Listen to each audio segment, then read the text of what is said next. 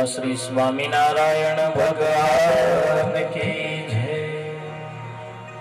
श्री बालकृष्ण लाल की जय। श्री रामचंद्र भगवान की जय। श्री लक्ष्मी नारायण देव की जय। श्री राधा कृष्ण देव की जय। श्री नर नारायण देव की जय। श्री विघ्न विनायक देव की जय। श्री कष्टभंजन देव की जय। श्री सद्गुरु देव की जय। श्री भारत मात की जय। ओ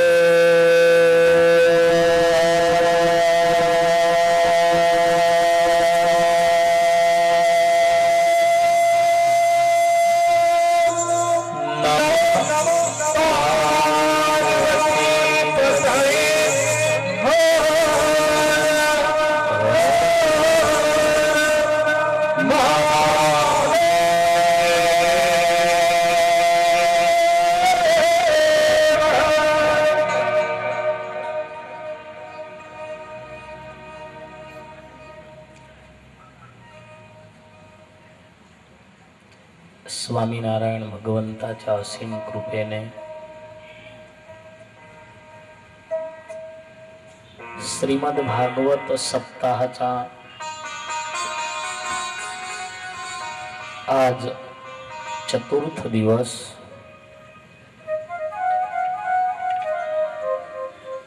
प्रथम सत्राचा आपण प्रारंभ करू। हिंदू संस्कृतीमध्ये आध्यात्मिक मार्गामध्ये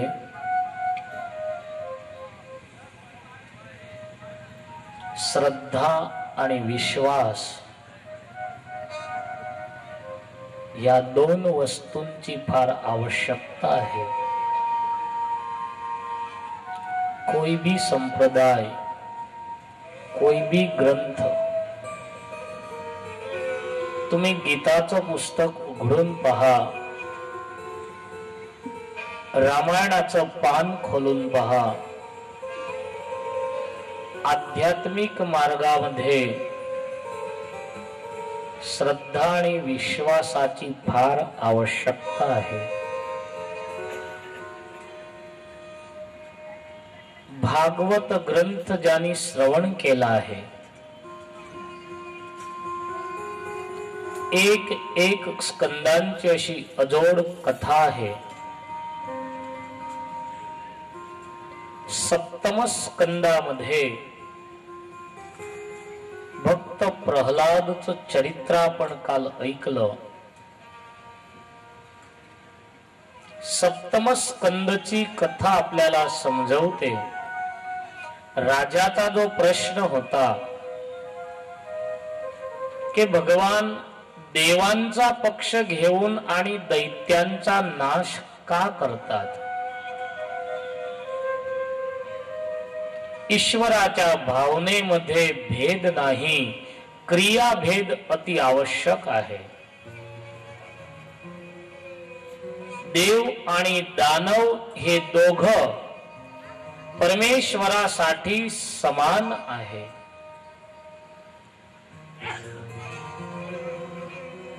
देव आणि दानव हे दोघं भगवंतासाठी एक सारखे आहे। प्रल्हाद देवकुळामध्ये नव्हता, दैत्यराज हिरण्यकशिपूचा हा मुलगा होता, तरी सुद्धा भगवंतानी प्रल्हादची रक्षा केली। सज्जन आणि दुर्जन ते आपल्या हातामध्ये आहे। आपल्याला कसं व्हायचं आहे, सज्जन व्हायचं आहे की दुर्जन व्हायचं आहे।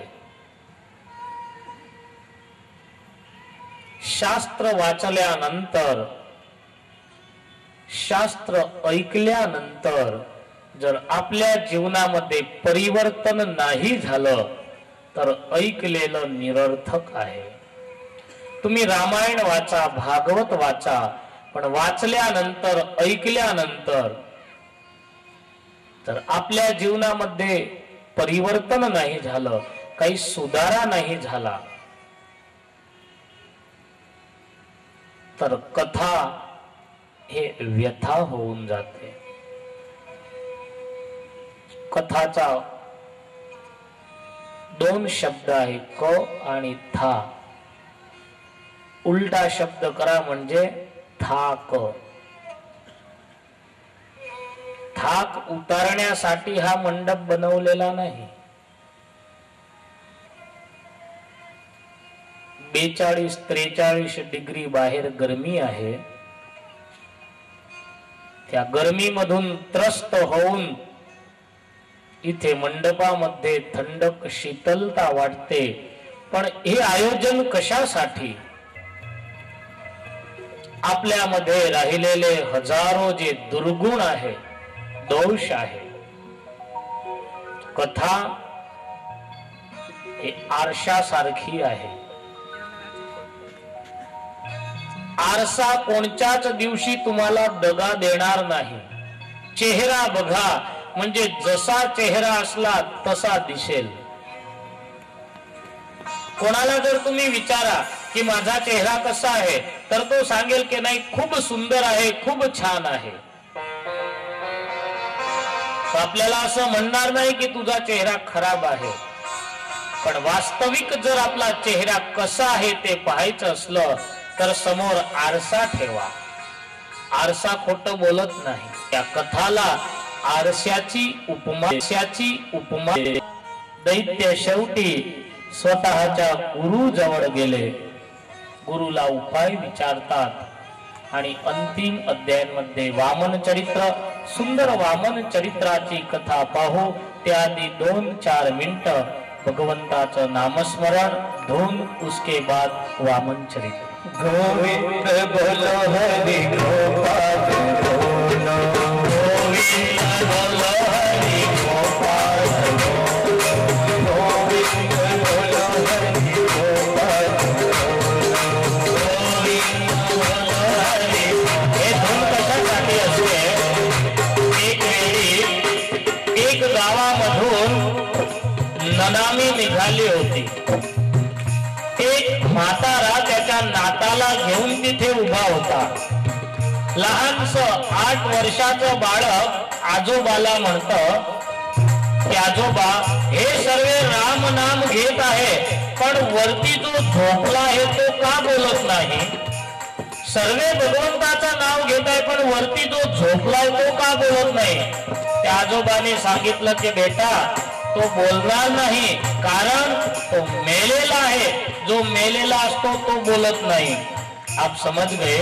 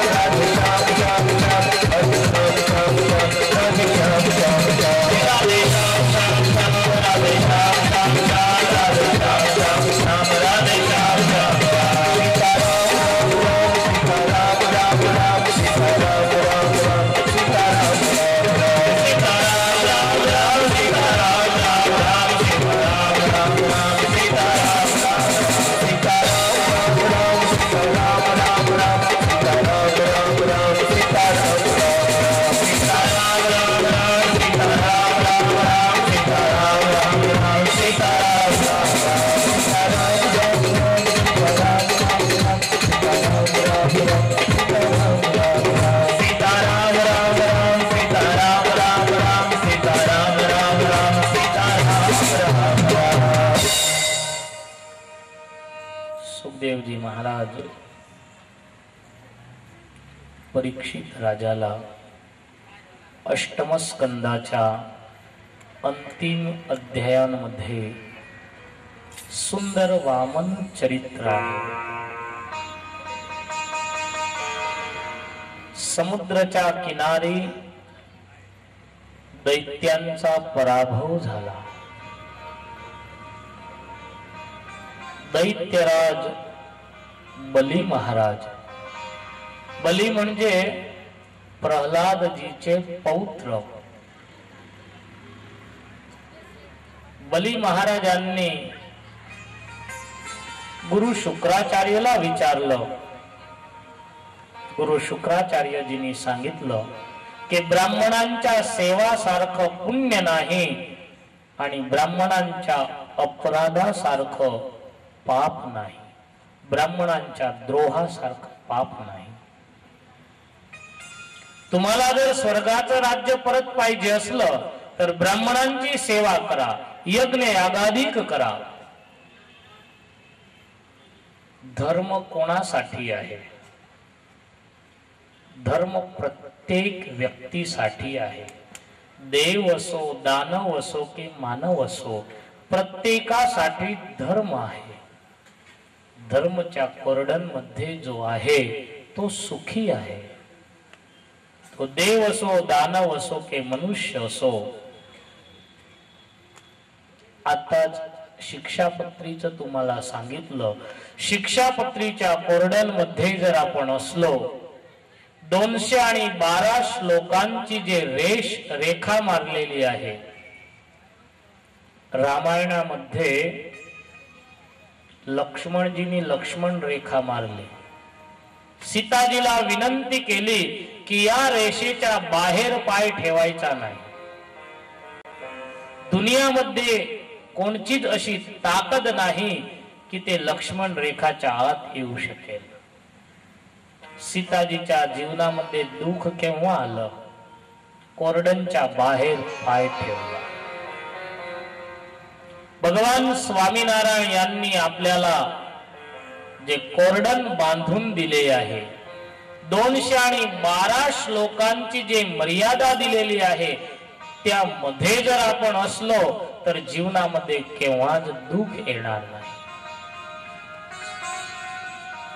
धर्म प्रत्येक व्यक्तीसाठी आहे। आज दैत्य लोकांनी धर्माचं आचरण केलं, धर्माचं पालन करू लागले आणि त्याच वेळी इंद्राला असा विचार झाला की ऋषी मुनी आणि ब्राह्मणांजवळून आपण कर घेऊन येऊ। इंद्र कर घेण्यासाठी पृथ्वीवर येऊ लागला। रस्त्याने स्मशानमध्ये त्याला एक दृश्य दिसलं। स्मशानमध्ये एक चिता जळत होती। त्या चिताजवळ सुनो मानसम सुरायुक्तम नरमुंडे चिताग्निना इंद्र पृच्छति चांडाली मुपाद्यम छाद्यते कथम। त्या स्मशानमध्ये एक चांडाल स्त्री मृत मनुष्याची खोपरी घेऊन मस्तकाच्या खोपरीमध्ये मांस टाकून आणि स्मशानच्या अग्नीवर ते मांस रांधत होती आणि त्या रांधलेल्या मांसावर एक चंपलचं झाकण तिने ठेवलं। इंद्र तिथून निघाला। इंद्राला आश्चर्य वाटलं की घरामध्ये आपण स्वयंपाक करतो आणि स्वयंपाकावर झाकतो का आपण? त्यामध्ये काही अपवित्र वस्तू न पडावी म्हणून। तर इथे तर सर्वच अपवित्र आहे। स्मशान अपवित्र, चांडाल स्त्री अपवित्र, मांस अपवित्र, मृतदेहाची खोपरी अपवित्र, तो अग्नी अपवित्र, सर्वच अपवित्र आहे। इंद्र पृच्छति चांडाली मुपाद्यम छाद्यते कथम। इथे सर्व अपवित्र असल्यावर सुद्धा वरती तुम्ही झाकण का ठेवलं? त्या चांडाल स्त्रीनी उत्तर दिलं की हे सर्व वस्तू अपवित्र आहे, पण वरती झाकण ठेवण्याचं कारण आहे द्विज देव गवामृत्तिम हरंती हारयंती ये तेषां पाद रजो भित्या उपाद्यम छाद्यते मया. चांडाल स्त्रीनी इंद्राला सांगितलं की हा वटे मार्गूचा रस्ता आहे, या रस्त्यावरून हजारो लोक जातात. कोणी असा मनुष्य जर निघाला द्विज देव गवामृत्तिम, गाय ब्राह्मण आणि गरीब यांची वृत्ती हरण करणारा, यांना दुःख देणारा, यांना कष्ट देणारा मनुष्य जर इथून निघाला आणि त्याच्या पायाचे रजकण जर यामध्ये पडले तर हे वस्तू अपवित्र होऊन जाईल. ब्राह्मणांना, गायला आणि गरीबांना त्रास देणारा मनुष्य इथून निघाला, त्याच्या पायाचे रजकण यामध्ये जर पडले तर हे वस्तू अपवित्र होऊन जाईल. त्यामध्ये सर्वच अपवित्र होतं, तरी अपवित्रला पण ते वस्तू जास्त अपवित्र करेल. इंद्रला माहिती पडलं की मी ज्या कार्यासाठी जात आहे तेथूनच इंद्र परत फिरला. एक बाजूला देव लोकांची बुद्धी भ्रष्ट झाली आणि दैत्य धर्माच्या मार्गावर चढले. एक वेळी इंद्राने सत्ता आणि संपत्तीच्या अभिमानामध्ये गुरु बृहस्पतीचा अपमान केलं. गुरु निराश होऊन आणि निघून गेले, अदृश्य गुरु होऊन गेले. गुरु नसल्यामुळे इंद्रादिक सर्व देव दुखी झाले आणि तशाच समयी दैत्यांनी देव लोकांवर चढाई केली. दैत्यांचा विजय झाला, देव लोकांचा पराभव झाला. इंद्राचं राज्य दैत्यांजवळ आलं. बलिराजा इंद्राच्या आसनावर बसले. दैत्यांचे राजा होते, इंद्राच्या आसनावर बसून आणि धार्मिक कार्य सुरू केले. धर्माचं पालन करू लागले, यज्ञ यागादिक करू लागले. देव लोक खूप दुःखी झाले, खूप दुःखी झाले. वनामध्ये फिरू लागले, जंगलामध्ये फिरू लागले. शरीर बंद करण्यासाठी शरीरावर कपडे पण नव्हते. अष्टम स्कंदामध्ये कथा आहे की झाडांची साल काढून आणि देव लोक स्वतःच्या शरीराचे कपडे बनवू लागले. देव लोकांना दुखी पाहून आणि देव लोकांची आई अदितीला फार दुःख झालं. अदितीचे पती कश्यप ऋषी जवळ अदितीने प्रार्थना केली की मला असा पुत्र द्या की माझ्या इतर मुलांची सहाय करेल. कश्यप ऋषींनी सांगितलं, पयोव्रत नावाचं व्रत करा, इच्छित पुत्र तुम्हाला मिळेल. सुखदेवजी महाराज म्हणतात की परीक्षित, मां अदितीने पयोव्रत केलं. पयोव्रतमुळे मां अदिती गर्भवती झाल्या. एक नंतर एक मास व्यतीत झाले. बरोबर पूर्ण 9 मास होतात. मां अदिती तेजस्वी झाल्या. मां अदिती पासून भगवान वामन नारायण यांचं प्रागट्य झालं. बोलिये वामन नारायण भगवान की. भगवान वामन नारायण जन्मताच 5-7 वर्षाचे बाळक असं सुंदर त्याचे बापने रूप रमापति प्रगटे है बापने सुरपति काज करते हैं, सुरपति काज करते हैं, ब्रह्मचारिया प्रभु प्रगटे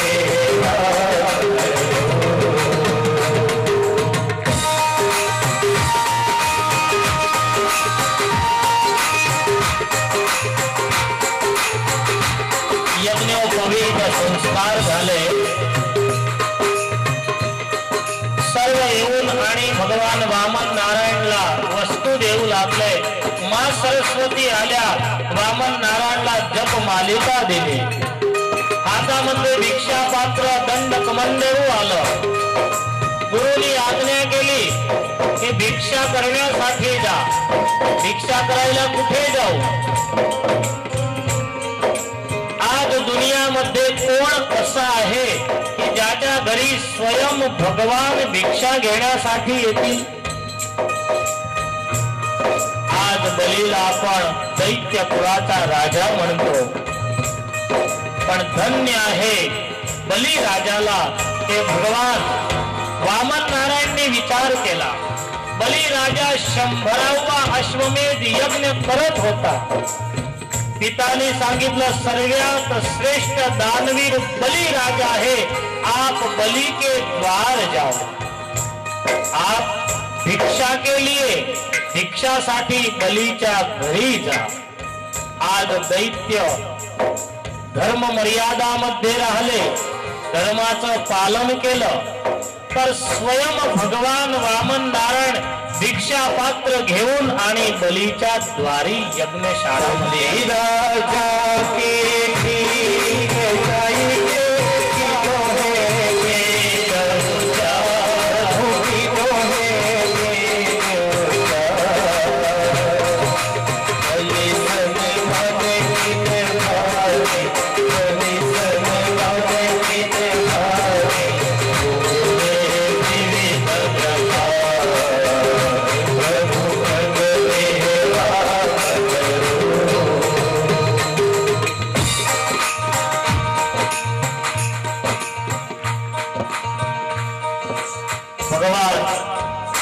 नारायण यज्ञशाळाच्या दरवाजाजवळ आले. बलिराजा यज्ञ करण्यासाठी बसले आहेत. बलिराजाने जाहिरात केली होती की कोणीही माझ्या अंगणी येऊ, त्याला खाली हातांनी पाठवायचं नाही.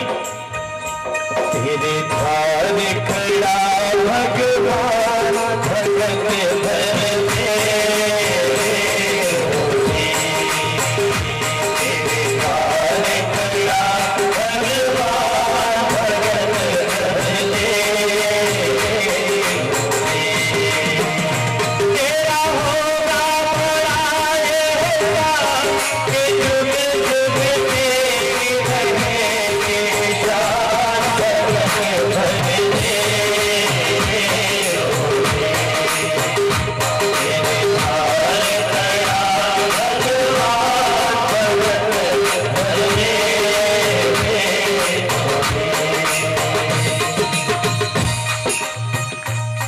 भगवान दरवाजाजवळ येऊन आणि भिक्षाची याचना केली. सेवक लोक होते, ते भिक्षा देण्यासाठी आले. भगवान वामन नारायणने इन्कार केला. मला तर बलीच्या हातांनीच पाहिजे. बोलवा बलिराजाला. आणि सेवक जाऊन आणि बलिराजाला सांगतात, कोणी ब्राह्मण बटू आलेला आहे आणि तो असा आग्रह करत आहे की मला बलीच्या हातानेच पाहिजे. मी बलीच्या हाताशिवाय भिक्षा घेणार नाही. बलिराजा म्हणतात, ते ब्राह्मण फार लोभी असतात, तुम्ही त्याला जास्त देऊन द्या.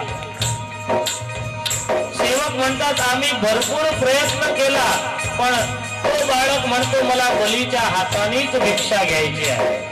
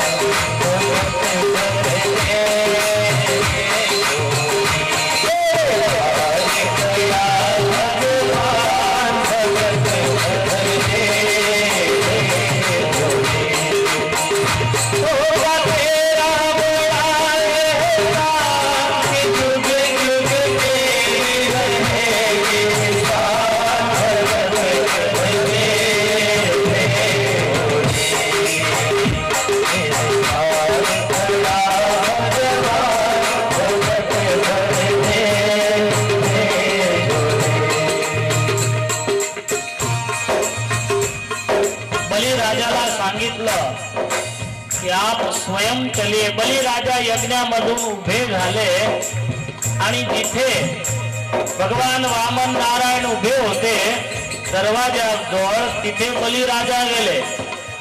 भगवान वामन नारायणचं रूप पाहून बलिराजा मोहित झाले.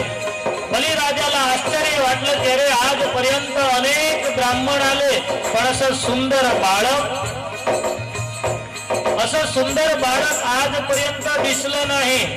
भगवान वामन नारायण मार्मिक वचनांमध्ये बलिराजाला संकेत करून राहिले आहे की बली मी कोण आहे मला तू ओळखून घे. तीन पाव भूमि भजे हिंद जाचत बहुलाही प्रभु जाचत बहुलाही मोतानंद गोविंद मोतानंद गोविंद अखिल जगताहे प्रभु जगते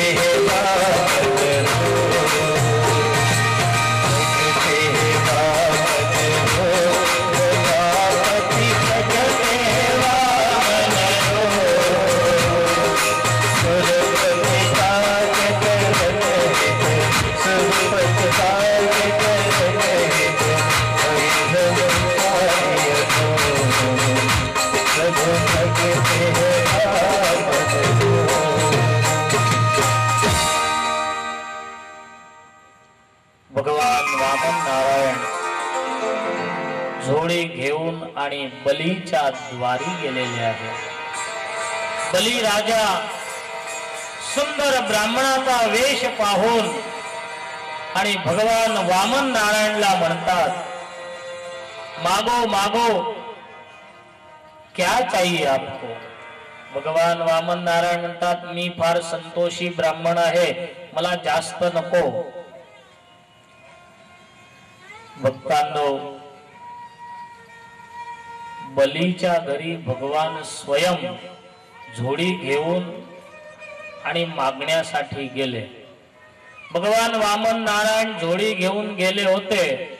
आपल्या सभामध्ये पण झोडी घेऊन आणि वामन नारायण मागायला येतील. बलिराजासारखी पदवी ज्याला पाहिजे असेल ते झोडीमध्ये काही टाक जा. बलिराजाला काय पदवी मिळाली ते तुम्ही कथामध्ये आपल्याला समजेल. 3च पावलं फक्त पृथ्वी मला पाहिजे. बलिराजा म्हणतो आणा संकल्प करा. आणि त्याच वेळी शुक्राचार्य समोर उभे होते. शुक्राचार्य म्हणतात की बली बली रुक जाओ. शुक्राचार्य विरोध करू लागले.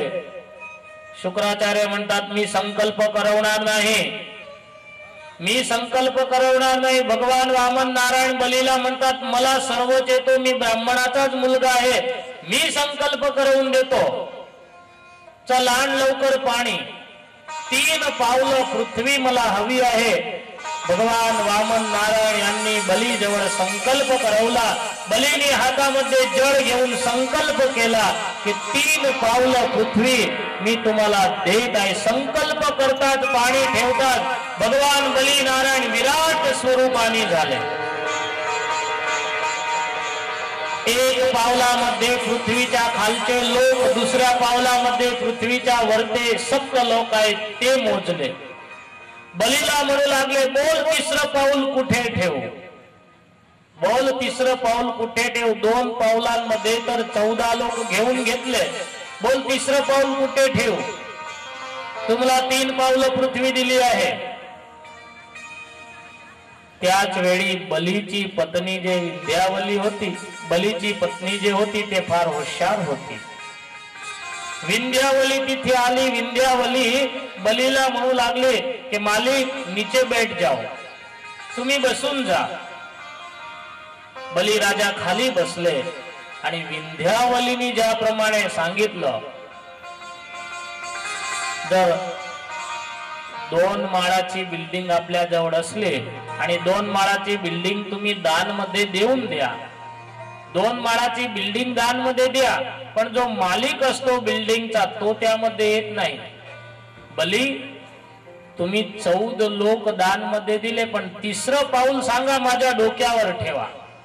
बली राजा खाली बसले आणि सांगितलं तिसरं पाऊल माझ्या डोक्यावर ठेवा. भगवान वामन नारायणने तिसरं पाऊल बलीच्या डोक्यावर ठेवलं. बलीला पाताळामध्ये पाठवलं. बलीच्या या निष्काम भक्तीने भगवान अति प्रसन्न झाले. बलीला सांगितलं की बली मी तुझ्यावर प्रसन्न झालाय, माग माग.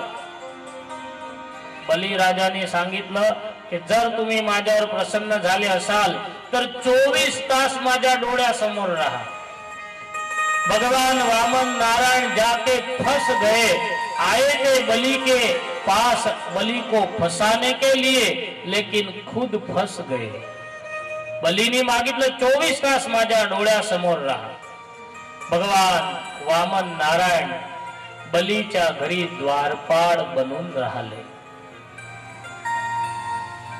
भगवान नारायण द्वारपाळ झाले. लक्ष्मीजीला चैन पडत नव्हतं.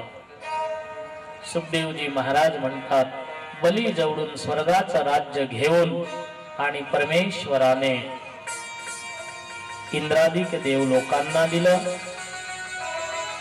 लक्ष्मीजी पाताळामध्ये जाऊन बलीची बहीण बनली. रक्षाबंधनच्या दिवशी बलीच्या हातावर राखी बांधून आणि पतीची मागणी केली. शेवटच्या अध्यायामध्ये सुंदर मत्स्यावताराची कथा सांगून 9 स्कंदला इथे विराम. 8 स्कंदला विराम. 8 स्कंद रूपी पुष्प भगवंताला समर्पित करून संक्षेपामध्ये 9 स्कंदामध्ये आपण प्रवेश करू. 9 स्कंदाची कथा म्हणजे ईशानु कथा. मन्वंतराणि सर्वाणि तयोक्तानि श्रुतानि मे वीर्यानन्यद् वीर्यस्य हरेस्तत्र कुतानि च. 9 स्कंदामध्ये सूर्यवंश आणि चंद्रवंशच्या राजा लोकांची कथा आहे. 9 स्कंदाच्या 2 अध्यायांमध्ये भगवान मर्यादा पुरुषोत्तम रामचंद्रचं चरित्र आहे.